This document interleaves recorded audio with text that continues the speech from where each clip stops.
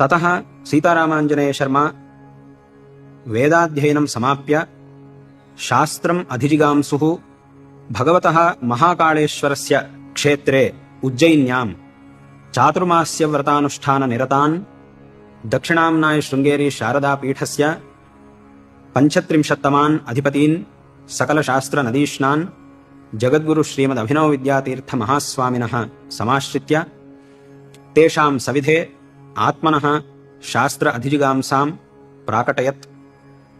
जगद्गुरु श्रीमदभिनवविद्यातीर्थमहास्वामिनः अस्य ब्रह्मचारिणः श्रद्धां विनयं सौशील्यं कुशाग्रबुद्धिञ्च उद्वीक्ष्य अत्यन्तम् आविःप्रमोदाः अनुपदमेव शास्त्राध्ययनार्थं सर्वामपि व्यवस्थाम् अकल्पयन् कांश्चन ग्रन्थान् स्वयमेव तम् अध्यापिपन् केषाञ्चन ग्रन्थानाम् अध्ययनार्थं शास्त्रेषु कृतभूरिपरिश्रमान् विपश्चिदपश्चिमान् गोल्लपूडि गोपालकृष्णशास्त्रिवर्यान् नियोजयामासुः।